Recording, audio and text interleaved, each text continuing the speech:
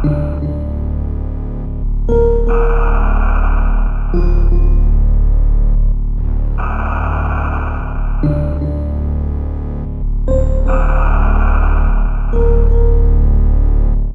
got the grapple beam, we got the power bombs, we got the super missiles, we got the regular missiles, and we got a pretty good amount of sizable health. Hi, I'm George Brundle. And now I'm Danny. I will drive you nowhere, and I will not catch you, but I will offer you red vines. Red wines sounds delicious, but no thank you. Red vines are better than Twizzlers. I just don't like licorice. Oh, I love licorice. I love licorice. There we go. I don't know why I didn't do that in the first place. Let's go! I got the Three Musketeers waiting in my desk that I'm looking forward to. Oh, I didn't know that was yours. It's in my desk. I'm sorry. I ate it. How did you get in my desk? I broke in. Alright. I smelled the chocolate and I just needed something. Ice cream, man. Ice cream! If I had cash on me, I think I'd actually run out there. I wonder if they got like the like Ninja Turtles one where it's got like gumball eyes. Fucking know they would. Oh, those are the best. Oh, actually, those aren't the best. Are the ones that are like the actual ice cream cones. So I can't actually do Ridley. I can't actually fight Ridley yet. Okay. Because in order to get to him, I need to go through the level. Yeah. So yeah, Ridley is like the final, like penultimate boss. Final penultimate? Yeah, those are two different things, right? I meant penultimate. Okay. Sorry, I was confused. Sorry, fucking no fucking English. Yeah, I wish there was a fast travel, but there's not. I am just gonna like kind of do some cleanup work and get some items before heading out. Might as well, you know. Sure. Because there's really no way to kind of get out. So you said this would take you about 3 hours, and we're coming up on about 2.5. So are we pretty close to the end of Super Metroid? I just gotta go. Let me see if I can. Nope, can't change maps. So that would be cool. I would love to get one of these Metroid things done in one sitting and just edit the shit out of it this weekend. I mean, like, I can. I just gotta... My goal for this weekend is to edit these, play Prey, and Injustice. Do the story mode Injustice one of these nights. That's your dream. That's all I want to do this weekend. So those three things. We'll make it happen. Yep. I just gotta borrow Injustice from you, and then I already got Prey installed and good to go. And I start editing these tomorrow, probably. So nice. Knock those out. It's hot in my room. It's hot. Because the sun shines like right into my room now. Ew. Yeah, so it's like muggy in there. Just gonna beat this fucker. That's the thing that I have a feeling I will really, really, really like this apartment when we get out of the summer. Or like next month what I need to do is buy like some thermal curtains. Thermal curtains that just absorb the heat? Yeah, that probably would take... I need to just do that. That would probably solve everything. Not everything, like there's still stuff about this place that I'm not digging, but the heat is definitely the biggest. Yep. I need to figure out what's up with that stove, because the worst case is I have to buy like one of those little induction ones that you hook into the wall. Mm-hmm. Like that Cooking with Babish guy. Cooking with Babish? Yeah. Who the hell is that? So he does a lot of like... if there's a dish someone made on a show, he tries to recreate it. So like milk steak on It's Always Sunny, or rum ham from Always Sunny. Or cinnamon babka from Seinfeld. But the thing that drives me a little nuts... So I appreciate that his first pass is just trying to make it exactly how it was on the show. And then his second pass is, here's how we would do it if it were like a gourmet dish. So... the second one is always like, this is way too many steps, ingredients, and requires way too many tools for a normal human being to ever fucking make this thing. And then the first one is always like, here's, if you want it, and it's just like in the fucking show. So like milk steak is just you boil a steak in some milk, and then you top it with jelly beans. Which I have made that before. It's awful. Okay, I kind of would have expected it to be awful. Or, what was it? He did a bunch of Always Sunny ones. Like one of them was muscle milk, which is milk, crow's egg, and vodka. And so he made it exactly the same, except he had quail egg because can't really find crow's egg easily, and also quail's egg is better for you to have raw. You won't really get sick from a raw quail egg, but that made him like almost vomit. So I'm really happy I did that. I forgot the wave beam was right there. he did do though for that blue alcoholic drink I'm forgetting the name of, which is just like grain alcohol and blue Gatorade.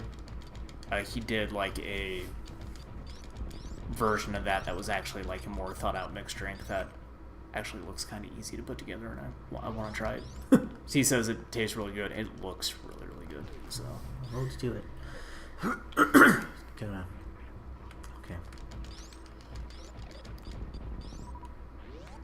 Come on. There. But I've been watching a lot of his videos and just feeling bad about how like I can't make any of those things. You should, make it. Yeah, I need an induction stove. I need like a big boiling pot. I need to get a food processor. I need to get like an electronic whisk. All just money. I need to get. I need money. That's the problem. Yep. Man, I didn't realize how kind of short Super Metroid is. It's gonna be real. It's not honest. that long of a game. His Babka one though makes me really want to try that stuff. I'm not sure if you're familiar with what that is. No. It's so you roll some dough very thin, and then you spread like a chocolate spread on it. Or as he did it, because like he based it on Seinfeld, where Jerry argued that a cinnamon spread was better than chocolate. So he did one cinnamon, he did one chocolate. Then you roll it up like a cigar. Then you split it in half lengthwise. And so it should look like you've got lines of chocolate running through the dough. And then you twist them together and you bake it. And so you get this like big curly loaf of bread with like a bunch of molten chocolate running through it. And it looks super good. This sounds good. Yeah. That sounds good. But I don't know where I would get that here. I'm trying to think if we have any like bakeries. Like good bakeries. That would have like, so I think it's like I mean, it's called Babka. It definitely isn't from America. No. So you need to find a place that, sells some more international bakery treats. Confectionaries, I think they're called. I don't Delicious confectionaries. Yeah. I have a lot to buy next month. Oh yeah. Because I'm probably going to try to do that. And then thermal curtains, and then a chair, and then a dryer, and then. Crash Bandicoot's out next week. Oh my god, I forgot about that, yeah. Yeah. Larry's not into it. He said this is too smooth. Larry can fuck off. It's Crash Bandicoot, man. Like, I've never played a Crash Bandicoot game other he's than like, real down on Sonic Mania 2, and I think just doesn't care much for platformers. I really, really like platformers, so I'm all over both of those. I mean, like, I'll get Sonic Mania, but, like, you show some, like... Sonic Mania looks really, really, really, really good. But Right. again, it goes back to a lot of, like, I grew up on those games and have wanted just that again for a very long time. So this is like, if there were any video game that I wanted them to make, this is it. This is the game. Pretty much my, like, obsession with Metroid. Yes, yeah. Because... That's why, like, so I don't get as excited that they just put, like, a title out as you did, but I understand. Yep. I understand because I know how you feel about Metroid is probably how I feel about the old school. Fucking waited forever! 17 years! Yeah. I waited like 20 years for a sequel to Sonic and Knuckles. We've been waiting forever. We've been waiting forever. The really good year for, like, retro callbacks. Mm-hmm. Between, like, we get the announcement stuff for Metroid, we were getting a new in air quotes Crash, we're getting a new Sonic. Sonic. Plus Odyssey looks really good. Odyssey, I cannot wait. And that seems more like Sunshine and 64, which aren't quite for me, but like I understand what people see in those games too. So I like that, like, because like you collect moons now. Yeah. So like it was stars in Mario 64, suns in Sunshine. Mm-hmm. Now you get moons in here, and everyone's like, "Why?" And you said, "It's because it was next in line. Moons." Yeah, makes sense. You know, it was just like. I like the 3D land like and 3D world kind of games more, and I wish that we just got more of that. But Odyssey definitely looks interesting. I can't wait. Yeah, it's gonna be real good. I'd say I'd say even more good callbacks with Ukulele, but then that thing actually did not seem like it turned out too well. Everyone just like from what I'm looking at and like seeing, it looks to me like they just made one of those games. It was very like we just made Banjo-Kazooie again. Which, like, I thought that's what everyone wanted, but then... No, we need to revolutionize industry. Whatever fucking bullshit that means. It means nuts and bolts, you jackass. It's a perfectly fine game. Yeah, Nuts and Bolts is a pretty, like, decent, like, building game. It's just it's not what people wanted from that franchise at the time, and I think that's the main reason people are down on it. Yeah. But, like, look, Sonic Mania I was excited for. I'm also really excited for the new Crash. Because I kept saying, like, I really want a new Crash Bandicoot game that just plays like the old Crash Bandicoot games. Unfortunately, all this is a straight remake, but, like, I really would like that, too. I just did not know when it was coming out, so when I found out it's, like, the end of June, I was really surprised, and now I'm, like, irrationally excited. Like, it's... So, it's next week. Closing in. Yeah, it's closing in. It's next week, and I can't wait. Oh, cutscene, what? And it's like, oh, I watched some of the gameplay for that stuff. Looks pretty good. Yeah, it looks really good. Yeah, like, it's smooth, but also Larry can fuck off. Aha! I forgot about this shit. Larry can stick his dick down his throat so far it's popping out of his beehole for all I care. Going to enjoy these games, goddammit. So, Oh, little secret finder. Yep. It's really odd. I forgot X-ray was a thing in this game. You know, because then you could just do that and you just see what you can do.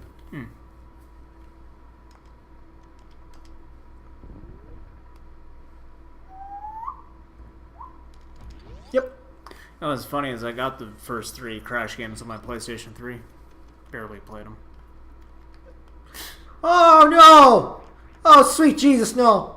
Oh, you messed up now. I did. I didn't save. Well, great job. No secrets here. You fucked up.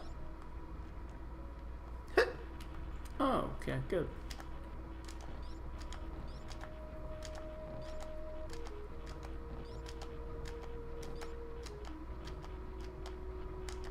I think like the AMTR thing is kind of interesting because, like the fan-made AM2R or like Nintendo's AM2R. The fan-made, because like it's sort of the similar thing to what you saw happen with people doing ROM hacks and stuff of like fucking Sonic games. But like the difference between Sega and Nintendo is Sega would rather go, all right, this is interesting. Like we encourage fan interactions, we like this kind of stuff, but also like let's look at some of the most talented guys that are doing this and talk to them about employment. And then Nintendo's just like, shut that shit down, shut it down. Erase it from the internet. It needs to go. It's because Nintendo, like, Sega now I think is just like a shell of his former self, and it's like, but in a way that is kind of awesome. Because, like, they've hit rock bottom so many times that I think they've gone, like, shit, alright, we need to listen to the fans, like, to the point that we're just hiring these dudes. Shit.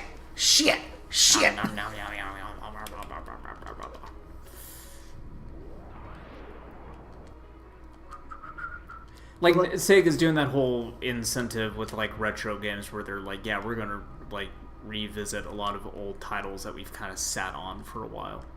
So, like, we get, like, a new really good Streets of Rage. Or, like, a Golden Axe. Like, awesome. Pretty cool. Keep making stuff like Sonic Mania. Great. Bring Shenmue to PC. Not Shenmue. I'm sorry. Yakuza.